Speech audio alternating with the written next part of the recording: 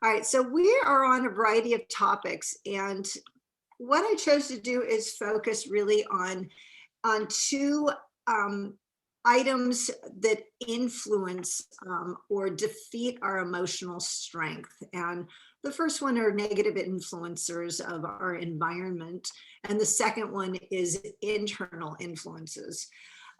So for negative influences, ACEs, this is um,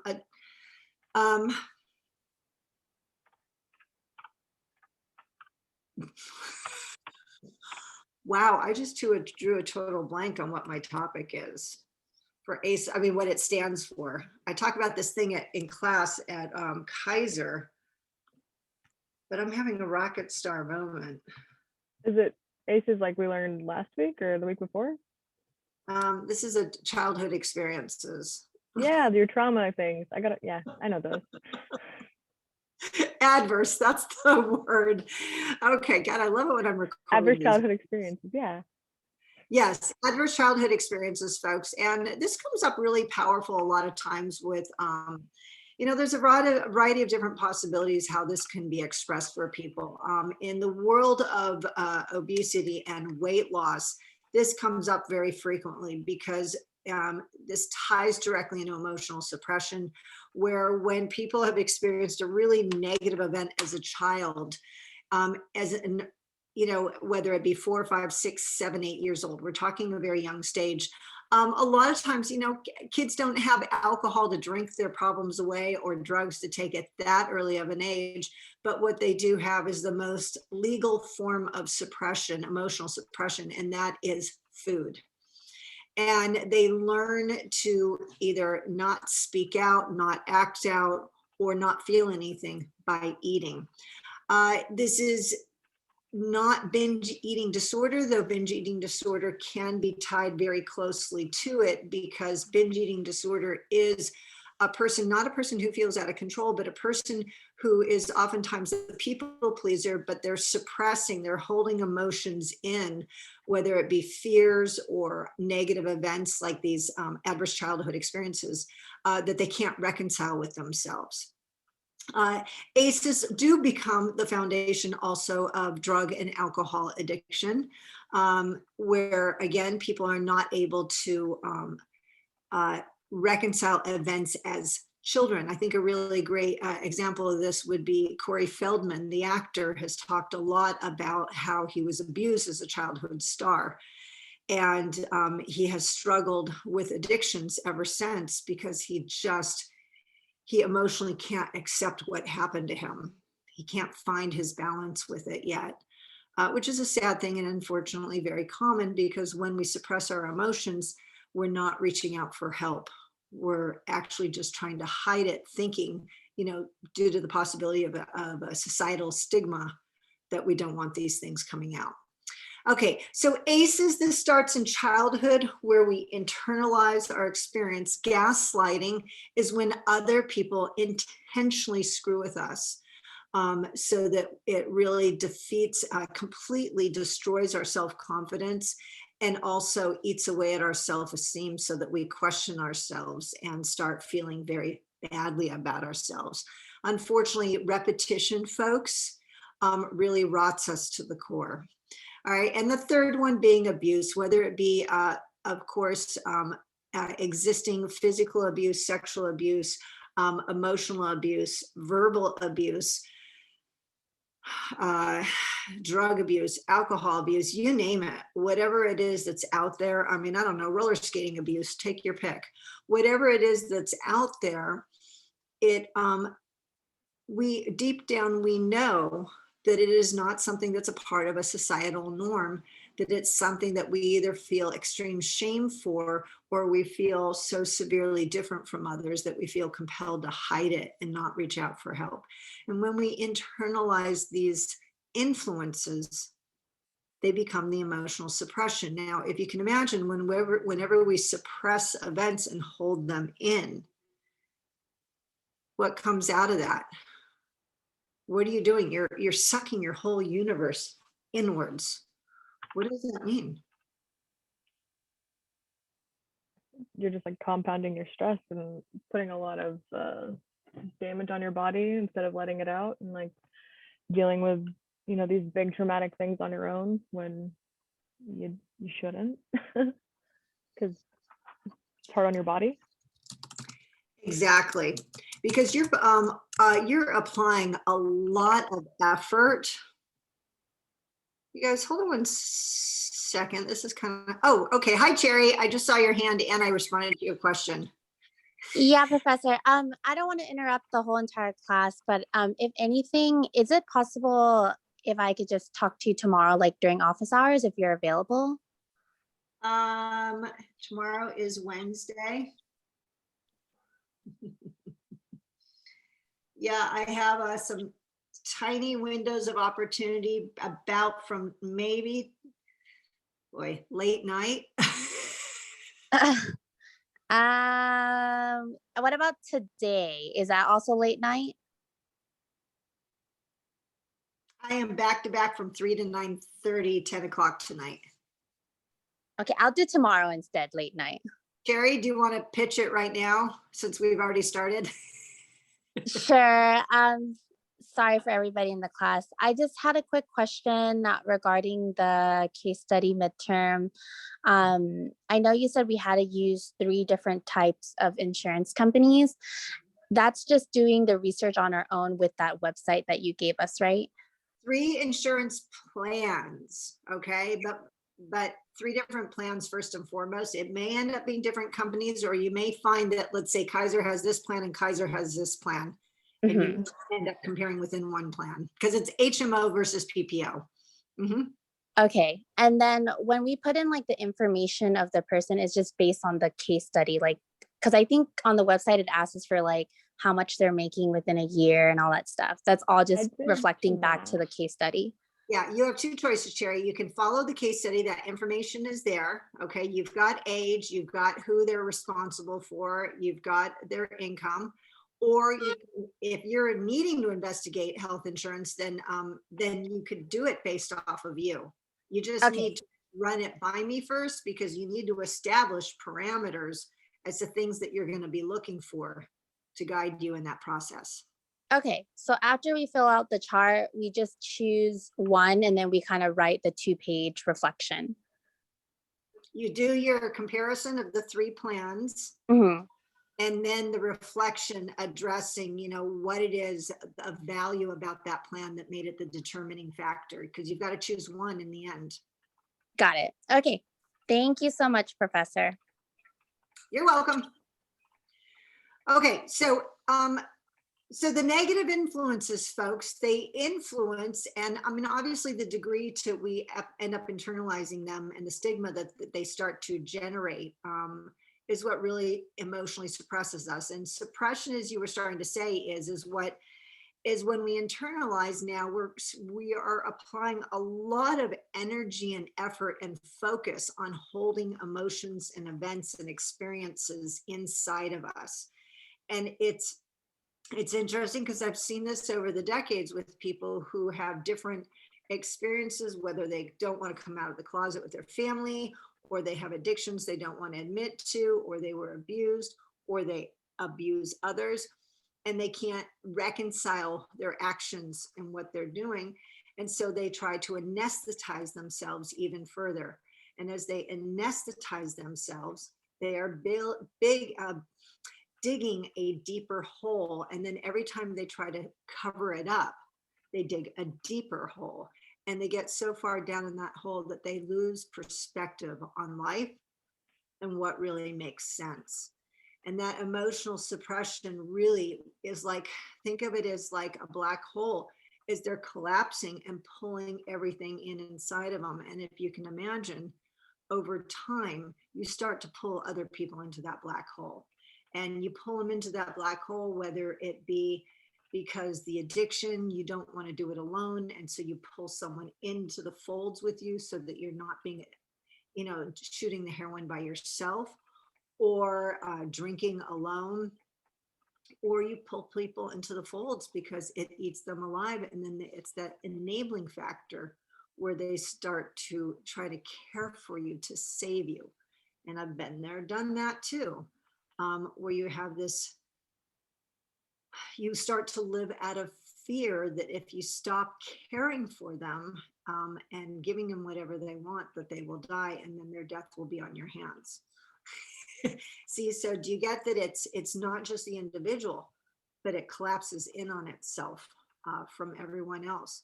This is why things like therapy are so incredibly powerful, is to really, we want to work on expressing our upsets, expressing our concerns in constructive, powerful ways, not expression like a tornado or a hurricane or an atomic explosion that goes out and decimates everything in the region, but to be very constructive about it and positive so that we can build from that and strengthen ourselves and those around us with communication and honesty and knitting each other together to support each other rather than an adversarial relationship.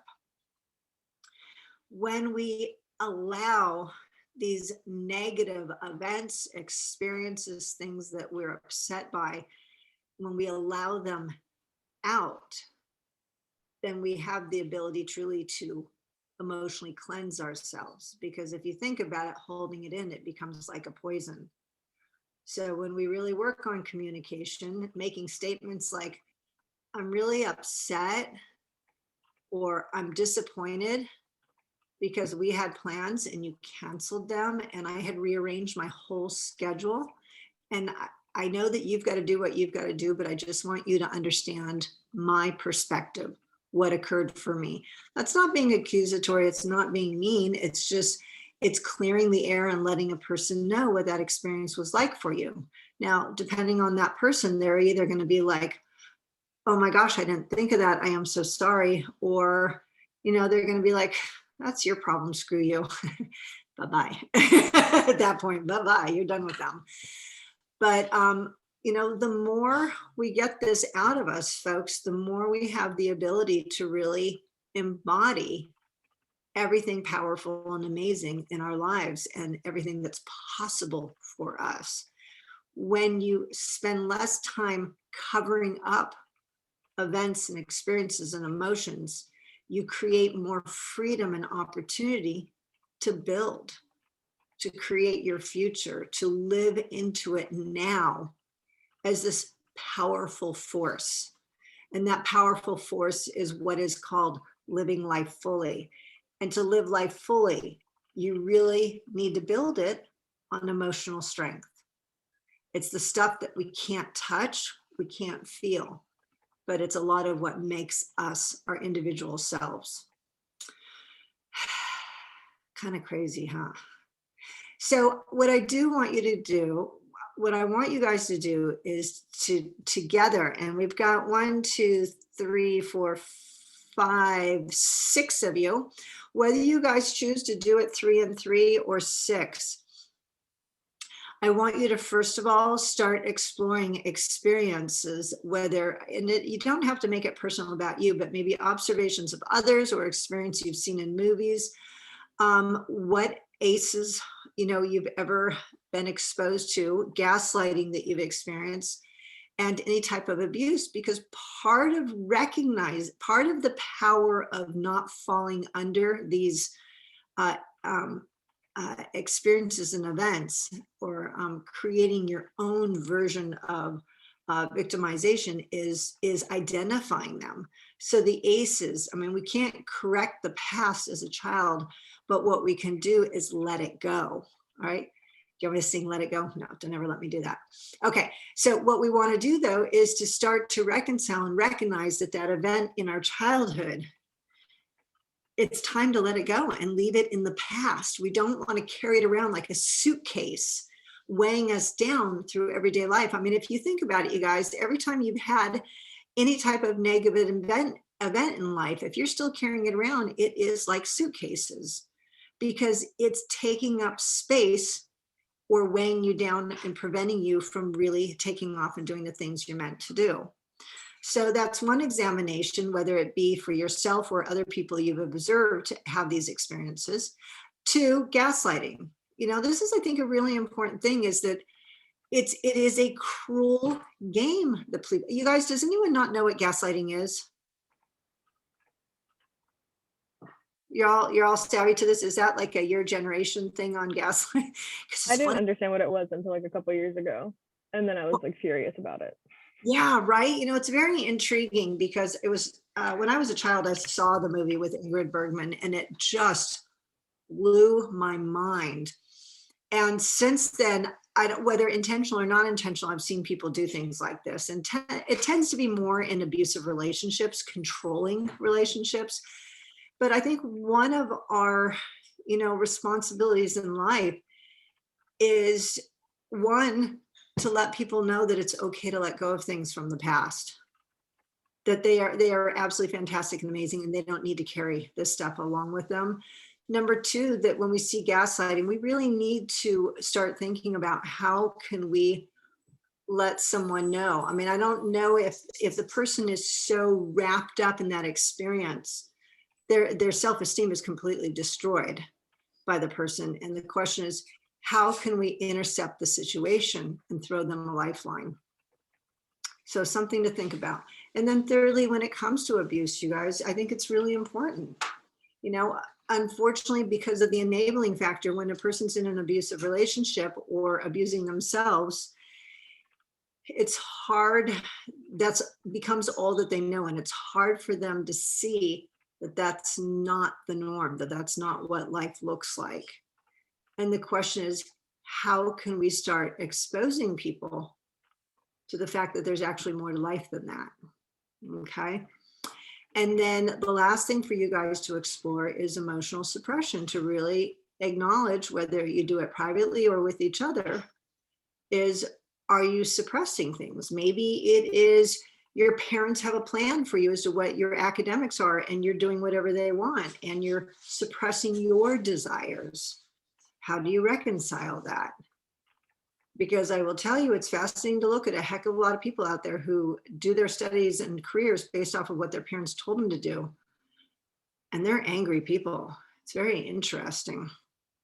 Or is it, suppressing ourselves, that, beating ourselves up because we don't get the grade we want, rather than looking at it and saying, okay, that didn't go so well. What could I do better next time? Okay. There's a difference between being constructive and destructive. All right. Do you guys that's kind of a whole laundry list of possible things for you guys to discuss. I mean, it's a really big topic. Huh? It's a really big topic. They're intense ones, you guys. You may only get through one. I don't know. But I think what is the whole purpose of this is for us to create open communication. Okay. That's what's really powerful, to have positive, powerful listening for others, to recognize, because we need to start talking more about things. And I think our society is getting better. But we need to continue that journey of talking about things and letting go of the stigmas, because stigmas really are kind of self-created. And I mean, norms in society are wonderful when they're constructive and powerful and support us and aid us in finding a rhythm together. But stigmas, some of them I get, they like bumper rails to keep us from making certain choices in life. But that also means they create a barrier for people who have made choices that aren't the best and have a hard time finding their way back to the rest of society, to readjust themselves, Okay, do you guys want to go 6 in one group, or do you want to break up into 3 and 3? Because this is a much more intense topic. 3. Got it. Okay, let's do it. Yeah, and I really encourage you guys to explore these things. And my request is, in your conversation, if you choose to share personal information, I have a golden rule. Whenever people share anything personal, then I always preface by saying, I would appreciate it if what is spoken stays with us. Okay. And then when someone makes that statement, then your responsibility is to honor it. Okay. And that includes, you don't repeat it to me. Okay. It is the determination of the original person as to whether or not it's shared with me or with the group. And it's not holding someone's secrets. It's just simply being a sounding board and honoring and respecting. If it's ever a concern for someone's safety, then that changes the scenario. Okay. because I do have a commitment for making a difference for people in their lives. And whatever that means, they may not like me, and I'm okay with it. I'd rather be a stand for someone's health and well-being. Okay. I forget sometimes.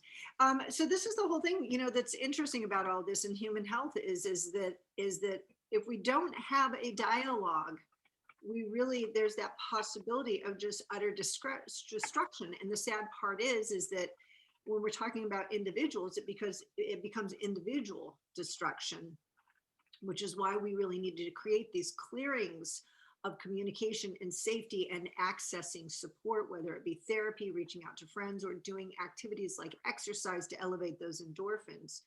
On a societal level, when you have mass movements of people who have this anger and frustration, they are either going to create change that's powerful and positive, or they're going to destroy society. And it just breaks my heart because I'm seeing a lot of destruction right now and not a lot of constructive change. Woo, that would go the wrong way. Okay, optimal health. This is our class. Hi, Okay, Marianne. sorry? I was saying hi to Marianne. Oh, Myri, okay. Marianne, sorry. You guys got to bear with me because I sometimes am calling people names all over the board, and I'm like, oh my God, have I been calling Myrene the wrong name all this time? No, I just you're can't good. read. I honestly, as long as I know it's me, I will say yes. Right. I operate the same way. My attitude is, as long as you're saying something nice, then I'll respond. You can call me anything under the sun and I'll go, for it. But the moment anyone's like, nah, then it's like, what? I don't know who Agreed. you're talking to. All right, what I would really like to hear from you guys is what came out of this open dialogue, okay? Because this is really what it's about, is an open dialogue for us to generate conversation and get comfortable in talking about these topics, so that whether it be for ourselves or for others, for my friend, oh my gosh, we lost people. What happened there? I don't know what happened. Right? Okay. Well, we're down to Lynn, you're hanging in there. You're doing better than Elizabeth, who's gone. And who else did we lose? Oh my God, I forgot. Who was else here today? Amanda. Oh, Amanda. And then Cherry had to go too. Okay.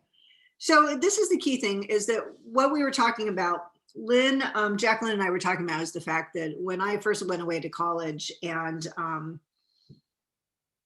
I reached out to therapy, to the counselor on the campus for help, because my father was a heroin addict, and my last interaction with him was not an interaction with him personally, but via the phone, was a highly emotionally charged and traumatic for me. And I had a really hard time wrapping my head around what had transpired. And when I went for therapy, my effort to deal with it, because I knew that socially it was a stigma, because nobody talked about addictions, nobody talked about alcohol, nobody talked about drugs. And it was really hard because, I go off to this super expensive school and I'm like this poor kid trying to make it through. And with these teeming stigmas all around me, the single parent, the alcohol, the drugs, you name it, I had it all. And when I went to talk to the counselor, they were horrified. They didn't know how to deal with it because it was so not their population. And that was the beginning of my reconciling with myself. And I don't know why I chose, but in that moment in time when I looked at it, I realized, you know what? This is not anything about me. It impacts me because his addiction pulled me into that, world, to be a part of my history and memories, but it was not me.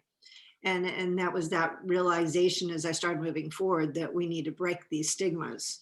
And the more we can break them, the more we can let go of that luggage we carry around, thinking that we have to.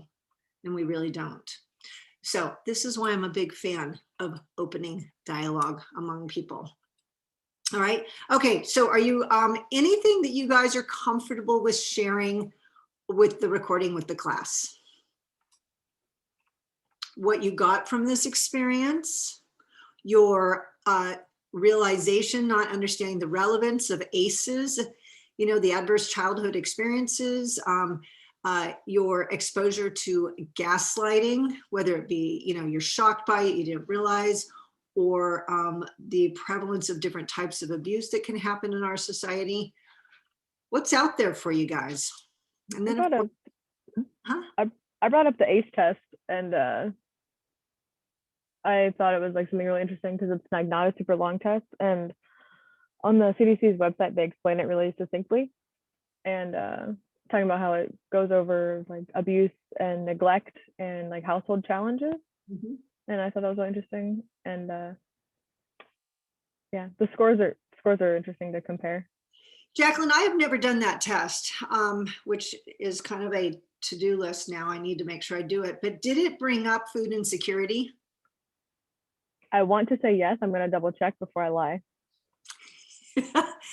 Because that really is, you know, a powerful part of, you know, it's interesting because as a child, I don't think I understood and knew we had food insecurity, and definitely not in comparison to what other people have experienced. But it was interesting because my grandfather coming out of the depression. It's on there. It is excellent. I'm glad to hear this. My grandfather coming out of the depression was so traumatized by what they had to experience, because at that point it wasn't like groups of people in society, it was a lot of our nation in the Great Depression. And he was so traumatized by it, interestingly, that everything he did and talked through, I don't want to say traumatized me, but it defined a lot of my habits today as an adult. I mean, would I say I'm a hoarder? No, but I will guarantee you that when COVID hit and grocery stores were bare, I was a living grocery store. Because I've been trained to live out of, I mean, and as I was growing up, there were a lot of things that we had to go without that are basic life necessities. But, between my grandfather and my childhood, I was like clear and complete. I will never be without food again. Yes, Miss Jacqueline. So you just reminded me of a memory I had from my childhood. My mom and I also grew up like really poor without a bunch of like resources, but I found it funny the whole like my entire childhood and even now, but I have a very clear memory of turning the water on illegally because we didn't have water for like a week and we needed to do laundry. Mm-hmm. And I remember like turning the water on illegally with my mom and being like, what are we doing? And like laughing about it after she told me. But I also have learned like how to be painfully adaptable, which is like kind of a double-edged sword because of ACEs. Okay. And that, it's kind of interesting you say the word adaptable, Jacqueline, because this is actually something that's come up that's, how do I want to say this? Your generation is shy of is adaptability. And I see this because I look at my daughter and all of her friends, and she's 19, is that, people who have grown up really as a response to Gen X being parents, is we wanted to provide everything for our kids. Y'all didn't have to adapt because we wanted to make sure you had everything type thing. But that's not the case. And this is the beauty of why, if I had a choice to relive my life, I would never, in the end, I would not change anything. I mean, there are a few things I could do without, but in the end, because when we have those adverse events, the food insecurity, the housing insecurity, there's the road splits in life, and you're either going to go sideways and let it define you and in a negative way, or it's going to go this way and you're going to use it as tools to reinforce yourself to never go back to where you were, to keep moving forward. Like a perspective of power. Mm-hmm. Exactly. And this is, you just kind of really summed it up, Jacqueline, is that this is one of the most powerful things about human health, is that life really is about perspective. It was interesting. I watched this crazy video the other day about the idea. It started with Elon Musk and ended with oh my God, I'm having such short-term memory loss today. This is just criminal. Neil deGrasse Tyson. He is one of my most favorite people in this whole world. I mean, just if you guys aren't familiar with Neil deGrasse Tyson, oh my gosh, he's like a Papa Bear on the internet. And you just, once you start watching him, you'll just be like, oh, he's just crazy. It's a physicist who's just crazy cool. But inevitably I'll show a video of his, but they start talking about the whole idea of the matrix. And this goes back to that idea of, is life really life, or is it a simulation? What is, even going back to Plato and the allegorical cave, and, what is really living and what is created. And the bottom line is that we create our reality. We really do. We have events constantly that are poking us and pushing us, but we are the determinants of the final vision of determination of reality, and that is the perspective, the attitude. So we're all in our own form of a matrix. All right, what about emotional suppression? Did you guys talk about emotional suppression? Because this ties back into, you remember what we were talking about last week about the idea of irritable bowel syndrome and how that we have diseases in our society, they're idiopathic. Cancer is a great example of this, folks. A lot of times we cannot identify where the cancer came from. Sometimes we can identify carcinogenics in our diet, carcinogenics that we are consuming, whether it be cigarettes or pollutants in the air, or asbestos in the ceiling. I mean, there's a myriad of possibilities, radiation, overexposure to sunlight. There's all these possibilities that can shift the human body, but there's also incidences of people developing cancer, and we have no idea where or why it developed. And yet at the same time, when we have people who practice things like laughing yoga and watch funny movies, and I've brought this up in the past, and how their cancer goes into remission and we can't identify why. This is why that your emotional state really directs and influences the hormones and the functionality in your body. It then influences your exercise, your sleep, your nutrition, your mental health, right? Because they're very tied to each other. And then that influences how you're able to manage stress. Jacqueline, are you raising your hand? Yeah. I don't know where the hand thing is, and I was like deciding if I wanted to or not. I don't know why. Okay, Well, what's up? when I took physiology, I connected a lot of those dots because they'd be like, oh, if you're stressed, you can activate the proto-oncogenes and will lead to cancer. And I was like, why don't they say that's the cause of cancer? Because there's no real studies on it, because you can't study someone's emotions. Mm-hmm. But I remember bringing it up to my teacher, and he was like, yes, you're correct, but I can't say that. And I was like, oh. And so whenever you've like talked about how your emotional state influences the body and its changes, I was like, I'm not crazy. I felt very validated in my idea. I know, isn't it? And this is one of the cool things, you guys, is that as you explore and access more information, this is one of the beauties of why I really encourage people that if you can, take a break after undergraduate, go do more things in life, and then come back to grad school, because then you're going to keep applying more real life experience and going, oh, because right now you access information that you haven't necessarily experienced or applied, depending on how old you are and what you've done, where you've been. But coming back, even for me, for all the miles I walked in my life, when I came back to grad school, it's Jacqueline, you hit it on the nose, is that sensation of validation of all those things I had experienced and knew, but couldn't put my finger on what they were. For me in dietetics, I had always lived nutrition. I always had this powerful relationship with it. But when I did grad school, it was like, now I totally get it in terms of babies. Now I get it in terms of the dying process. It just all made sense. So that's just beside the point. Okay, Myrene and Jennifer and Lynn. Jacqueline and I have dominated this conversation, so I would really appreciate and love to hear what you have to say, please. I mean, you guys are super sweet, but what are you thinking?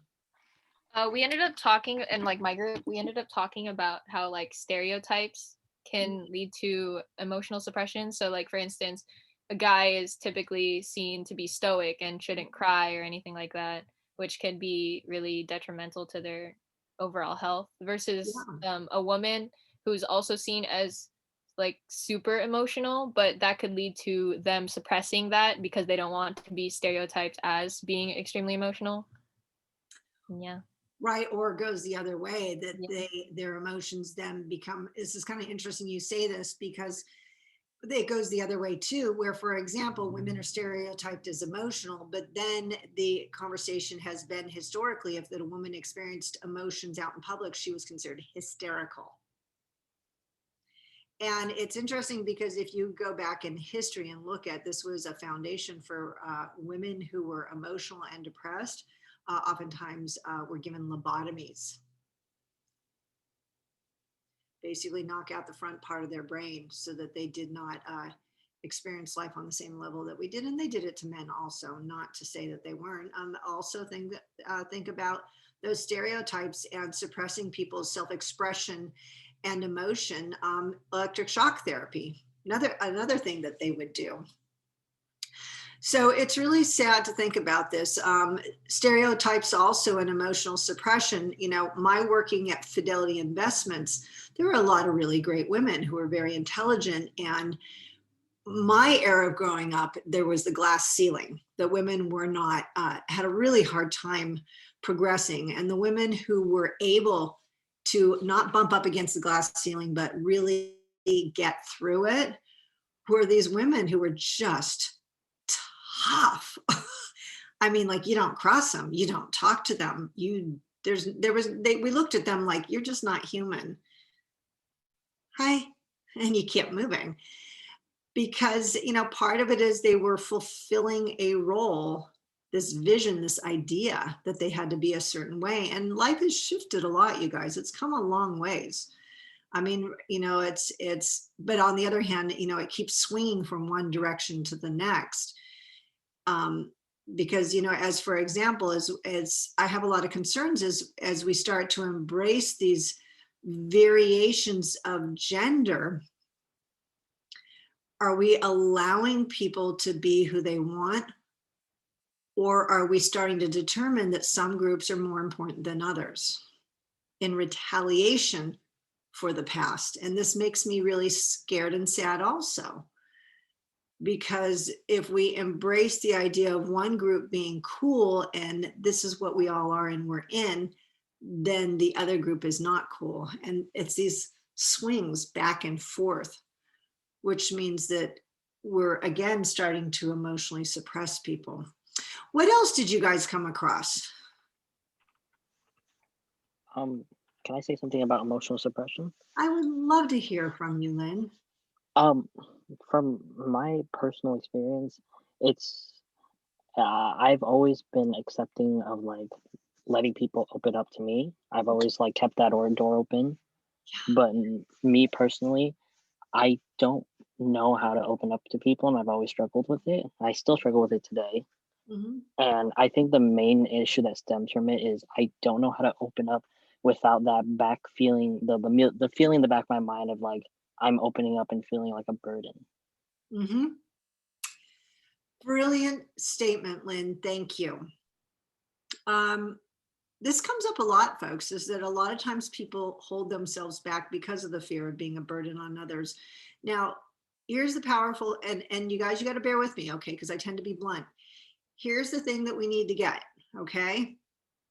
Lynn, if I were to sit down with you and say, you know, Lynn, what's going on? And your head's going, I don't want to be a burden on her. I'm not going to say anything. Two things have happened out of that. Number one, that's your story, because you never gave me the respect or the freedom or the choice to represent myself. Do you get that, Lynn? Yeah. Okay. So that story you created completely shut me down from being able to communicate who I am and what I am about. See, because I'm a stand for all people. I'm a stand for listening to people and respecting them, whatever their opinions are, whatever their experiences are. But your concern about being a burden does not allow me to be who I am designed to be. And it's not meant to be like a guilt trip. That's not what it's about.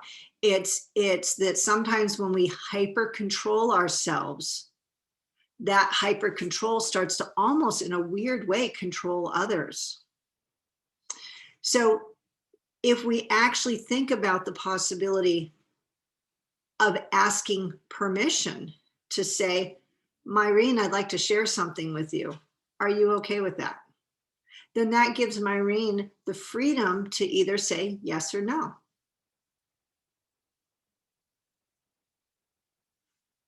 Does that make sense, Lynn? Yeah, it does make sense. So how do we begin? This is a really good question, Lynn.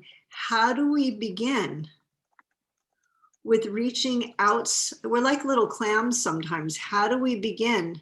And mind you, you guys, once upon a time, I was the world's most extraordinary clam. I really was. And then at one point I just went, broken, won't close anymore. So how do we begin on opening up? And it's like a clam, it's testing the waters. What's out there? Is this safe? And the way we start is by saying, I have something that I want to say.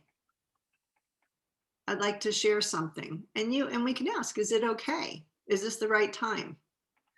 But to understand that if a person says no, that's their prerogative. We can't know everything that's occurring for another person.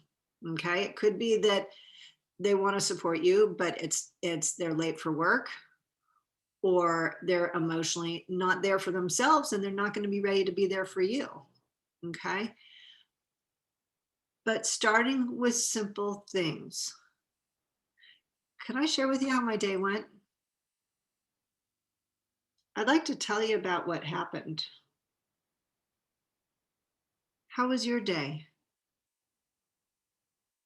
Can I tell you about my day?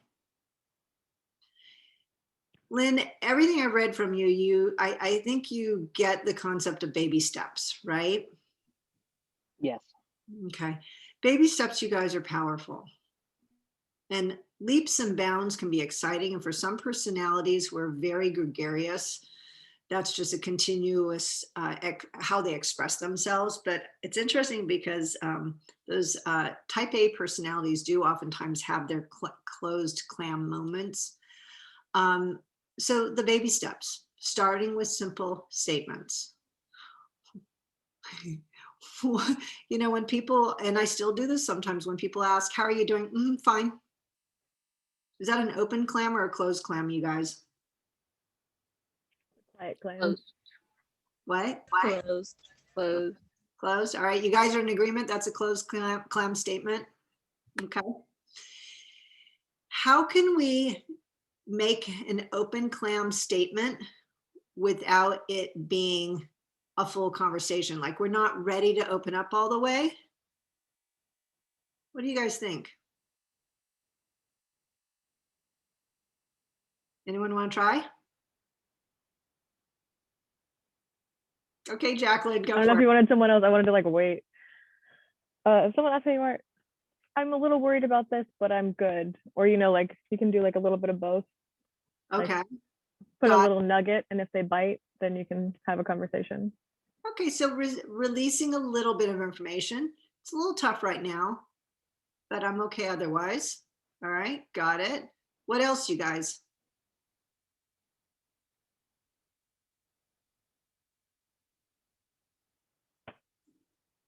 Okay. Someone asks me, Julie, how's it going? There's a lot right now. Thank you for asking. It's an honest answer, you guys. I'm not revealing because maybe I'm not ready to. Maybe I don't know if they're ready to listen to me, but it's an honest answer. There's a lot going on right now. So we can start to open up and test the waters, but apply a little more effort in our honesty rather than immediately, I'm fine, and then closing again. One of the things I hate in relationships. Huh? If you ask your significant other, how are you? I'm fine. Ooh. That's not a relationship, Jacqueline. That's a one-way road. I mean, yeah. I thankfully am not in that situation, but I watch it and I talk to my friends afterwards. I'm like, Yeah. yeah. And Lynn, I'm not sure if I had said this to you or someone else, you guys, but this is the key, is that when we're there for others, we are amazing. We are amazing, powerful, supporting and loving people. Okay. When we're there for others. And I think that that's really beautiful. But the most important thing we always need to remember is we are wells. We're wells of emotions, we're wells of knowledge, and we're wells of listening for others. But the reality is when we are constantly supporting others, it's like drawing water from our well to give to others. And if we do not replenish that well on our own, our well will run dry, and then who will be there for us? Because we have always been that closed clam, not allowing others to contribute. And that well, when it runs dry, folks, is when people get into trouble. So thinking about, sometimes we choose to replenish our well by doing things like meditation, or doing something where this is a little different, but volunteering, folks. If volunteering is a part of our life and not our whole lives, then that's an opportunity for us to receive back, to know that you've done something for another that made their day. And at the same time, you were active and constructive, and it just feels amazing. But if you're volunteering morning, day and night, 50, 60 hours a week, then that tips the scales where now you're giving and not getting anything back. We want to, as much as we want to listen to others, it is really powerful and important that we find people who will listen to us. Sometimes in relationships, we make agreements with friends. Is that if you've got a friend who you're always listening to and they don't have the capacity to listen to you in turn, taking turns, whether within the same day or different days, then that means that person's not a support system for you.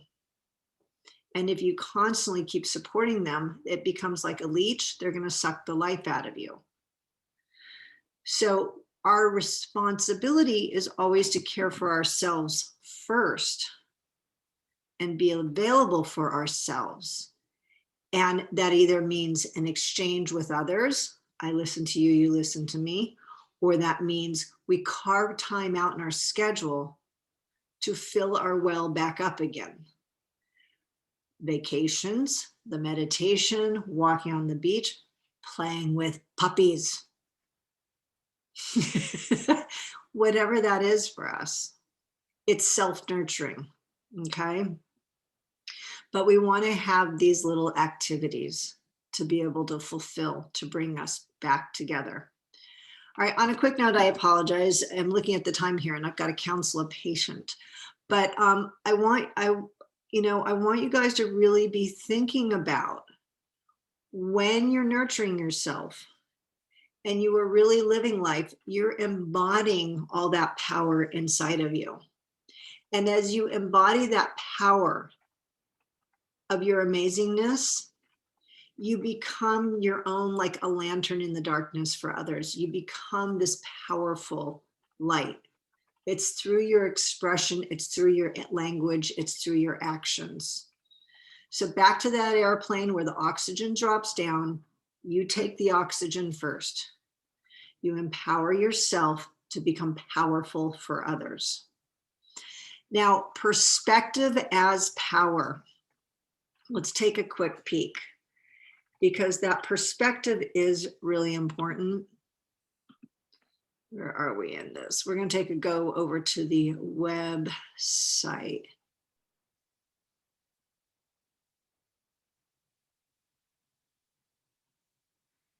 Okay, perspective as power. There's a couple things I want you to really think about. First of all, perspective is going to start with your definition and understanding of success. what is important to you.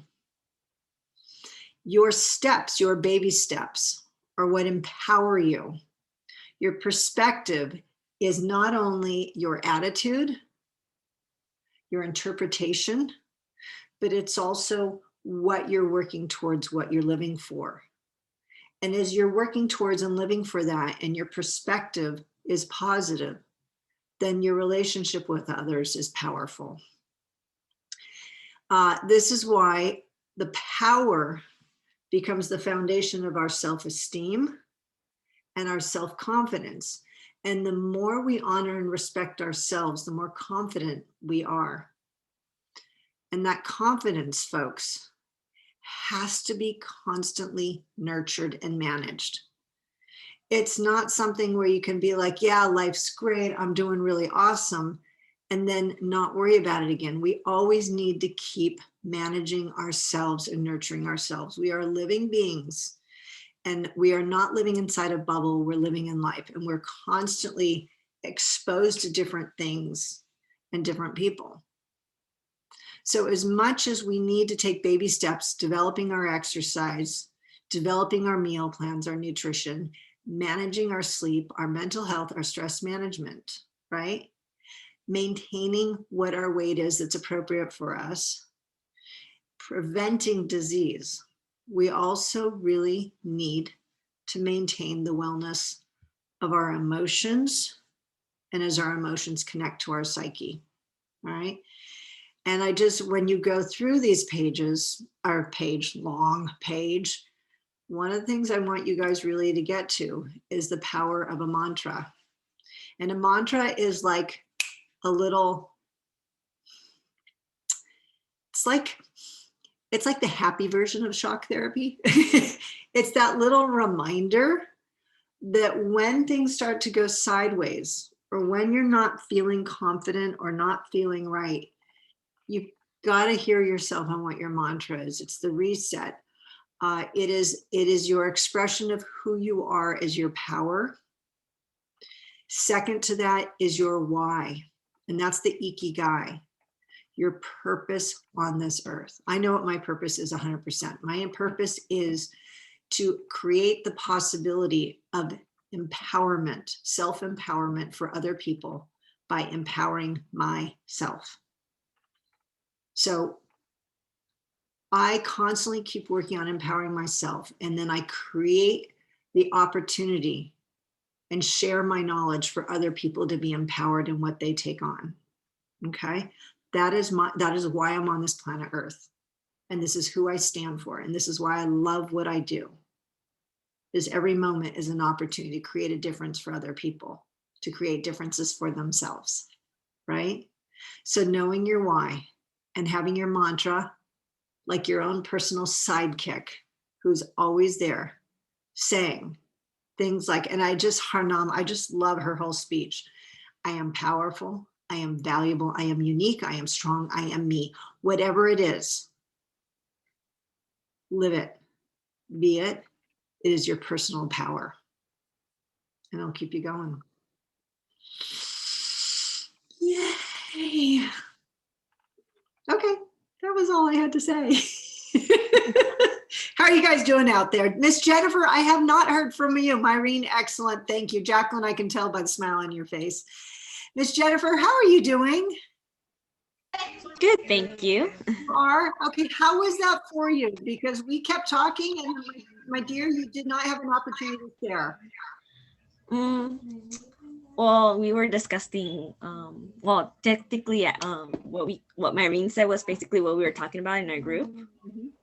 And how one of the things they said was how in a certain event can be emotionally draining on people. So sometimes they would say, oh, I'm fine, but then their emotions are kind of like everywhere, or sometimes they feel like they're not feeling anything. Right. Sometimes they always say like, oh, nothing's wrong, or I'm fine. And some people kind of think like, are you really, or are you just saying that? You know what, Jennifer, that's a really good question. And, you know, I encourage you, as part of our being in a community and supporting each other, is when people say, I'm fine, stop and look at them. Just stop and look at them and say, I'm listening. And even if they choose not to open up, they know you're there. Okay.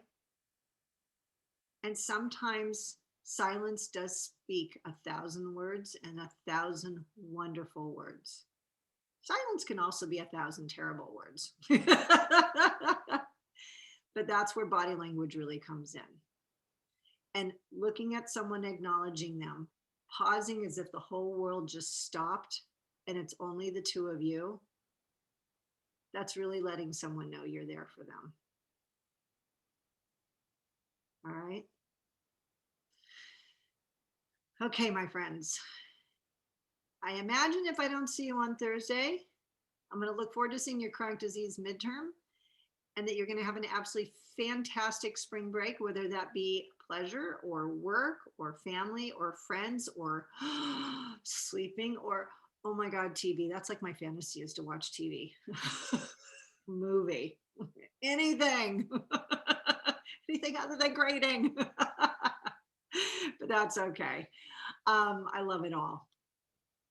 And I will look forward to seeing you guys in 2 weeks, right? When we get into that wonderful topic of addictions. Okay. Should I text you about meeting with you? Yes. Or okay. Yes, absolutely. Yeah, actually, Jacqueline, I would super appreciate that, just because I have this patient waiting for me. Sorry. Okay. All right. Anyone else have anything else that you wanted to say? No, you're great. Well, then, hello. Then go have an absolutely amazing rest of the week and break, and I'll see you guys in 2 weeks. Bye, y'all. Have Thank fun. you. Have a Good good luck. break. Okay. Thank you. Thank you. You guys too.